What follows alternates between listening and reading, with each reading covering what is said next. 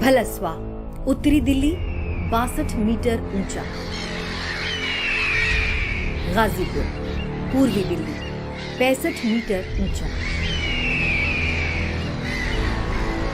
ओखला, दक्षिण दिल्ली 40 मीटर ऊंचा।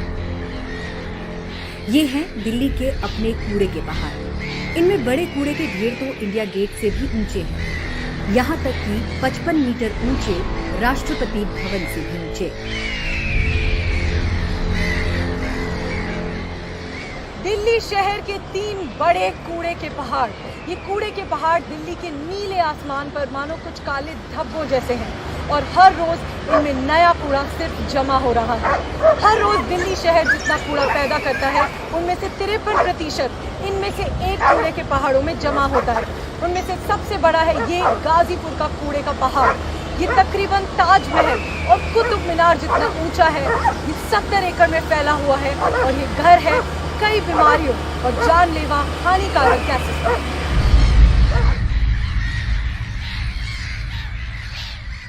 हमें समझ लेना चाहिए कि ये कूड़ा अब हमारी सांसों में है।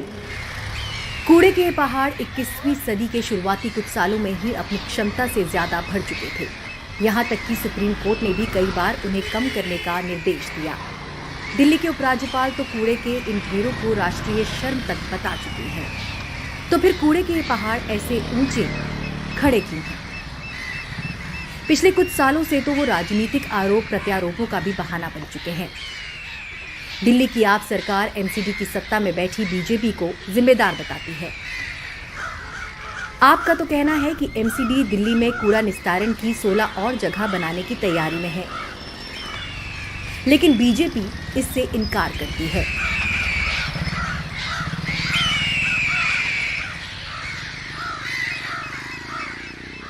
अलग अलग एमसीडी की सूचना से पता चलता है कि उन्होंने लैंडफिल के लिए 12 से 16 नई जगहें ढूंढी हैं, क्योंकि मौजूदा लैंडफिल अपनी क्षमता से ज्यादा भर चुकी हैं। ये स्वास्थ्य के लिए खतरा है। पिछले 15 साल में बीजेपी की गलतियों से कूड़े का ये संकट आ खड़ा हुआ है। दिल्ली में सॉलिड वेस्ट मैनेजमेंट के लिए 5 स्थानीय नगर निकाय जिम्मेदार हैं। बीजेपी नए लैंडफिल्स की बात से इनकार करती है और आप पर झूठ फैलाने का आरोप लगाती है। आज ये तीनों पहाड़ अगर हैं तो कहीं ना कहीं राज्य सरकार, दिल्ली सरकार, केजरीवाल सरकार की देन है, क्योंकि उन्होंने निगम का फंड अगर समय से जारी किया होता तो आज ये पहाड़ नहीं होते। बीजेपी भले ही इनकार करे, लेकिन 2016 के दिल्ली प्रदूषण नियंत्रण कमेटी के दस्तावेज बताते हैं कि नगर निगमों ने डीडीए से नए लैंडफिल्स के लिए और जमीन मांगी थी। नगर निगमों का कहना है कि उनके पास मौजूदा लैंडफिल्स के इस्तेमाल के अलावा कोई विकल्प नहीं है, क्योंकि नए लैंडफिल्स के लिए दिल्ली में जमीन ही नहीं है। हैरानी की बात यह है कि कूड़े के निस्तारण के नाम सैकड़ों करोड़ रुपए बर्बाद हो रहे हैं। इसके बावजूद कूड़े के पहाड़ घटने के बजाय बढ़ ही रहे हैं।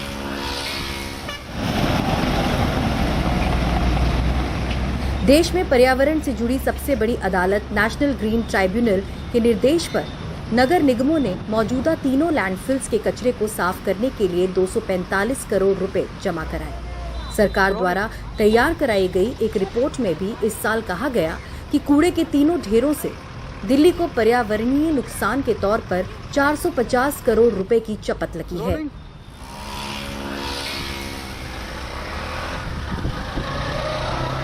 इतने नुकसान और खर्च के बावजूद भलसवा और गाजीपुर के कूड़े के पहाड़ छोटे नहीं हुए। ओखला का कूड़े का पहाड़ भले ही 55 मीटर से घटकर 40 मीटर हो गया हो, लेकिन 2016 से 2020 के बीच इसका दायरा 44% बढ़ गया। ये 32 से फैलकर 46 एकड़ का हो गया, जबकि लक्ष्य था कि कूड़े के तीनों पहाड़ों को इस साल मार्च तक 25% घटा दिया जाएगा। दिल्ली प्रदूषण नियंत्रण कमेटी की 2021 की रिपोर्ट के मुताबिक ये लक्ष्य पूरा नहीं हो सका। ओखला का कूड़े का पहाड़ इस साल अप्रैल तक 50% घटना चाहिए था, लेकिन इसकी ऊंचाई सिर्फ 22% घट पाई है। उत्तर दिल्ली के भलसवा के इस कूड़े के पहाड़ का 100% पुराना कचरा जून 2022 तक निपट जाना चाहिए था, लेकिन ये अब भी जहां का तहां है। इसके बाद नया लक्ष्य ये है कि 2024 के अंत तक सभी कचरे के पहाड़ पूरी तरह खत्म कर दिए जाएंगे। कचरे के ढेर पूरी तरह खत्म करने की मियाद आगे खिसकाई गई। ये दस्तावेज दिखाता है कि कचरे के 25% और 50% निपटारे के लक्ष्य गिरा दिए गए और कूड़े के 2 पहाड़ों को पूरी तरह खत्म करने की मियाद आगे बढ़ा दी गई। कूड़े के सबसे बड़े पहाड़ के निपटारे की तारीख 9 महीने पहले यानी मार्च 2024 कर दी गई, लेकिन मौजूदा हालात में ये लक्ष्य पूरे होते भी नहीं दिखते।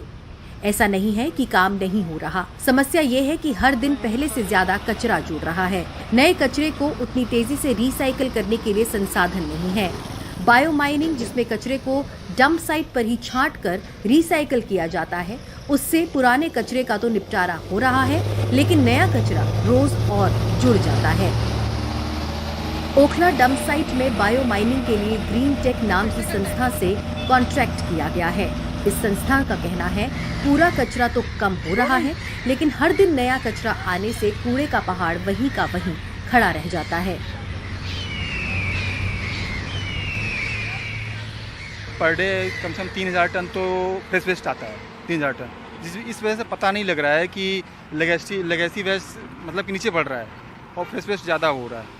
और क्या है मैडम कि ट्रांसपोर्टेशन भी थोड़ा सही नहीं है, क्योंकि जितना हम लोग बायो माइनिंग करते हैं उतना माल उठता भी नहीं है। फ्रेश वेस्ट की तो नहीं बात कर रहा हूँ, जो पड़ रहा है उसकी तो बात नहीं कर रहा हूँ, बट जो लेगेसी वेस्ट है हमारा वो खत्म हो जाएगा 2024 मैक्सिमम है। सॉलिड वेस्ट मैनेजमेंट के लिए सुप्रीम कोर्ट के पैनल में शामिल संस्था चिंतन के संस्थापक भारती चतुर्वेदी इसका दोष आम लोगों पर डालती हैं, जो कूड़े को पहले से छांट कर नहीं देते।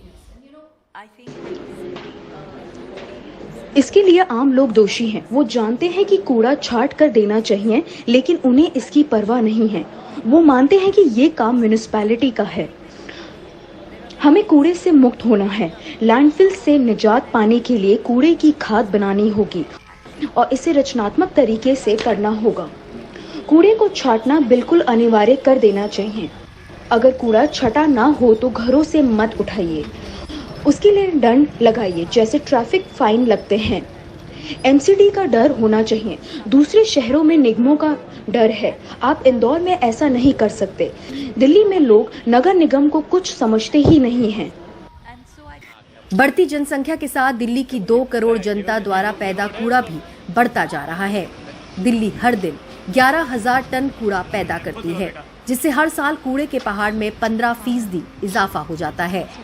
इस मामले पर भले ही राजनीति जारी हो, लेकिन जनता की सेहत खतरे में है। नगर निगम मानते हैं कि कूड़े के ये ढेर इंसानों की जिंदगी के लिए खतरा बने हुए हैं। एक तरफ भारत में स्वच्छ भारत अभियान जैसे अभियान हर रोज़ बढ़ते जा रहे हैं और दूसरी तरफ राजधानी की सच्चाई ये है, ये कूड़े के खत्ते और ये गंदगी। जब हम कोई कूड़ेदान या कूड़े के ढेर के पास से गुजरते हैं तो हम अक्सर अपनी नाक ढक लेते हैं, पर जो लोग यहाँ रह रहे हैं, जो लोग इस भलसवा खत्ते के एकदम बगल में रह रहे हैं, उनके पास कोई चारा नहीं है, उनके पास अपनी नाक ढकने का ऑप्शन नहीं है, क्योंकि उन्हें हर रोज़ यही बदबूदार और यही टॉक्सिक हानिकारक हवा के बीच में रहना है। वो ये कहते हैं कि अब उन्हें इसकी आदत हो गई है, क्योंकि उनके पास और कोई विकल्प बचा नहीं है। कूड़े के इन पहाड़ों के आसपास के इलाकों के लोगों के लिए तो अपने घरों में बंद रहना मजबूरी हो गया है। हम घर से बाहर नहीं निकल पाते हैं, इतनी बदबू आती है। फिर यहाँ का सरकार तो ऐसा ही है, जीत जाती कुछ काम नहीं करती है, बाहर जाती इतना अच्छा फील्ड होता है, यहाँ क्या करे, कीड़ों की तरह जिंदगी है। अब आदमी क्या करे, गरीब आदमी तो रहेगा ही। कभी गैस किसी को बन रहा है, हम तो हमेशा ही बीमार रहते हैं। हमको तो ये लगता है इसी से हम बीमार रहते हैं। कचरे के इन पहाड़ों के आसपास रहने वाले लोग बताते हैं कि पहले यहाँ क्या था। यहाँ आए थे हम लोग तो पूरा जंगल था और यही मेन रोड था हमारा वाला, झुग्गी वाला ही। मच्छर है, दुनिया वाली बीमारी बन रही है। और क्या पब्लिक को बीमारी बन रही है। सांस किसी को आग लग जाती है गर्मियों में तो धुआं होता है, पूरे इलाके में धुआं हो जाता है। जब आग लग जाती है तो उससे धांसा भी होता है, धुआं भी दम घुटता है बच्चों का। सारे नेता वोटों के टाइम पे जाते हैं, बगैर वोटों की बात आदमी कोई आता ही ना, कोई मर रहा है, कौन जी रहा है। मेन रोड यही था हमारा, और उसके बाद जब ये हो गया तो वो मेन रोड बंद करके पूरा ही खत्ता हो गया और हमारा आने जाने का रास्ता कहीं से भी नहीं है। जो हम कहीं से आ जाए या कल हो के कहीं आग लग जाए या कोई ऐसा हादसा हो जाए तो बंदा कहीं निकल नहीं सकता यहाँ से। जैसे कोई मर भी जाए तो कोई एम्बुलेंस आना हो, किसी की शादी हो, कोई गाड़ियाँ, तो यहाँ कोई रास्ता नहीं है। कोई हमारे रिश्तेदार गेस्ट आते भी हैं तो उनको तो बहुत ज़्यादा प्रॉब्लम होती है। यहाँ पर इतनी परेशानी होती है कि वो यहाँ पर रुक नहीं पाते। गवर्नमेंट से कहा भी, यहाँ के जो विधायक है उनसे भी कहा कि भाई यहाँ पर जो है ये खत्ता पड़ रहा है, इसकी स्मेल आ रही है। वो कहते रहे भाई हट जाएगा, 2-4 साल बाद हट जाएगा। ऐसा ये करते करते और बढ़ता चला गया। वो इतने परेशान रहते हैं कि जब इसकी हवा चलती है तो हमारी मस्जिदों के अंदर भी इसकी स्मेल आती है। बहुत बुरा लगता है इसके अंदर। जिसके नहीं जाते हैं। कूड़े के इन ढेरों में आग भी काफी लगती है। बीते 3 साल में दिल्ली के इन तीनों लैंडफिल्स में 76 बार आग लग चुकी है। 2017 में गाजीपुर के कूड़े के पहाड़ के धंसने से 2 लोगों की मौत हुई और कई लोग पास के नाले में जा गिरे। डॉक्टर्स और जानकारों के मुताबिक कूड़े के ढेरों के आसपास रहने वाले लोगों की सेहत खतरे में है। यही नहीं, कूड़े के ये ढेर काफी दूर तक हवा भी प्रदूषित करते हैं। ग्लोबल वार्मिंग के लिए बड़ी हद तक जिम्मेदार जहरीली गैस मीथेन भी कूड़े के इन ढेरों से निकलकर हवा में समाती है। जैसे जैसे खत्ते के साइज बढ़ रहा है पहाड़ का, उससे पेशेंट की ये मान लीजिए इम्यूनिटी काफ़ी डाउन हो रही है, जिससे पेशेंट को अस्थमेटिक प्रॉब्लम हो रही है, एलर्जी की प्रॉब्लम हो रही है, सांस लेने में प्रॉब्लम हो रही है, कोल्ड एंड कफ रेगुलर रहता है पेशेंट को। कचरे के इन ढेरों से रिसने वाला जहर नीचे मिट्टी और जमीन के अंदर पानी को भी जहरीला बना रहा है। स्थानीय लोगों के मुताबिक मानसून के दिनों में कूड़े से निकलने वाला गीला कचरा उनके घरों तक पहुंच जाता है। उन्हें हर रोज इस गीले कचरे से होकर गुजरना पड़ता है। नाली का पानी या घर दोनों एक तार हो जाता, भर जाता है। जब बारिश बंद होती है, पानी निकल जाता है, तब अपना घर सफाई करके फिर हम घर में रहने लगते हैं। ऐसे बेड पे बैठ जाते हैं, चारपाई पे बैठ जाते हैं, कुर्सी लगा के बैठ जाते हैं। पानी भरा रहता, कहाँ जाएंगे? जब पानी मोटर चलाते हैं ना, पहले पानी यही नाले का आता है। नेता आते हैं ना तो बड़ी बड़ी वादा करते हैं कि हमने प्लाट बनवा देंगे, हमने घर बनवा देंगे, आपको रहने का ठिकाना कर देंगे। आज जब जीत लिए तो घूम के कभी ताकने नहीं आएंगे। भूमिगत पानी के विश्लेषण से पता चला है कि कचरे के ढेरों के आसपास जमीन के नीचे का पानी दूषित हो चुका है। इस पानी को पीने से स्थानीय लोग डायरिया जैसी बीमारियों के शिकार हो रहे हैं। ऐसे में लोगों के पास पीने के लिए पानी खरीदने के अलावा कोई चारा नहीं है। टाइम तो बिल्कुल पानी में किया भर जाता है। एक और दिल्ली पुरानी ऐतिहासिक इमारतों का कायाकल्प कर रही है। सेंट्रल विस्टा जैसे नए निर्माण चल रहे हैं। दूसरी ओर दिल्ली पर कैंसर की तरह जमा पुराना कूड़ा वैसे का वैसा ही खड़ा है। कूड़े के इन पहाड़ों से बड़ी एक ही चीज दिख रही है, इनके निपटारे में नाकामी, जिसके लिए दिल्ली और केंद्र सरकार तो जिम्मेदार है ही, दिल्ली के आम लोग भी कम जिम्मेदार नहीं हैं, जो अपने कूड़े को छांटना अपना कर्तव्य नहीं समझते। भारत की राजधानी दिल्ली के 3 कूड़े के पहाड़ों में 28 मिलियन टन कूड़ा जमा है।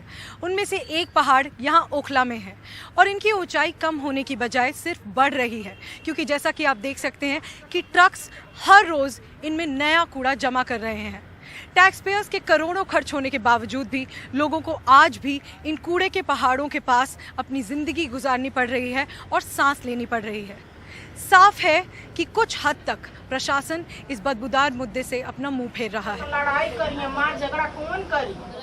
नई दिल्ली में राकेश सिंह और सुधीश कुमार राम के साथ प्रियांशी शर्मा, NDTV इंडिया के लिए।